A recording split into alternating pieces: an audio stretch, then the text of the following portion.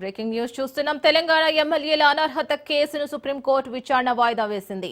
Party మారిన ఎమ్మెల్యేలపై చర్యలు తీసుకోవాలని బీఆర్ఎస్ సుప్రీంకోర్టును ఆశ్రయించింది. తదుపరి విచారణ ఈ నెల 10కి వాయిదా వేసింది. పార్టీ ఫిరాయింపుపై గతంలో దాఖలైన పిటిషన్లను ఈ కేసుతో సుప్రీంకోర్టు ట్యాగ్ చేసింది. పార్టీ ఫిరాయించిన ఎమ్మెల్యేలకు సుప్రీంకోర్టు నోటీసులు జారీ చేసింది.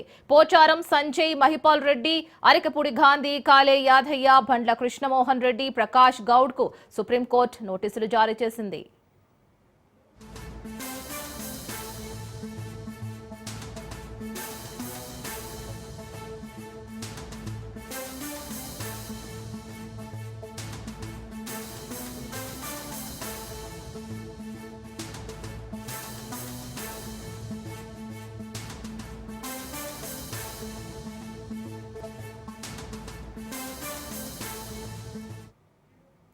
సో మరి పార్టీ ఫిరాయింపుపై గతంలో దాఖలైన పిటిషన్లు కూడా ఈ కేసుతో సుప్రీంకోర్టు ట్యాగ్ చేసింది. పార్టీ ఫిరాయించిన ఎమ్మెల్యేలకు సుప్రీంకోర్టు నోటీసులు కూడా జారీ చేసింది.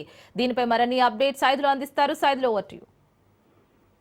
రీనా, బీఆర్ఎస్ పార్టీకి చెందినటువంటి ఎమ్మెల్యేలు అనర్హత పిటిషన్ పైన అంటే గతంలో వాళ్ళు బీఆర్ఎస్ పార్టీ కలిసి 10 మంది ఎమ్మెల్యేలు అధికార కాంగ్రెస్ గుడికి వెళ్ళారు కాబట్టి సో ఇక వారిపైన అనర్హత పిటిషన్ దాఖలు చేయాలని చెప్పేసి సుప్రీంకోర్టును ఆశ్రయించారు BRS party working president KTR. అంటే పార్టీ మారిన 7 ఎమ్మెల్యేలపై అనర్హత వ్యవహారంలో సుప్రీంకోర్టుని ఆశ్రయించిన తర్వాత ఈ రోజు కొద్దిసేపటి క్రితమే విచారణ కూడా పూర్తయింది. కేటీఆర్ దాఖలు చేసిన పిటిషన్ పై జస్టిస్ బిహార్ గవాయ్, జస్టిస్ వినోద్ చంద్రన్తో కూడిన ధర్మాసనం కొద్దిసేపటి క్రితమే విచారించింది. ఇదే వ్యవహారంపై గతంలో దాఖలైన పిటిషన్ కు జప్తు చేసింది ధర్మాసనం. ఈ నెల 10న పాత పిటిషన్ తో కలిపి విచారణ చేస్తామని సుప్రీంకోర్టు స్పష్టం చేసింది. సుప్రీంకోర్టులో ఇంతకు ముందే పార్టీ మారిన 7 ఎమ్మెల్యేలపై అనర్హత పిటిషన్ దాఖలు చేశారు. సో ఈ రోజు అది కూడా కేటీఆర్ దాఖలు చేసినటువంటి పిటిషన్ విచారణకి వచ్చింది.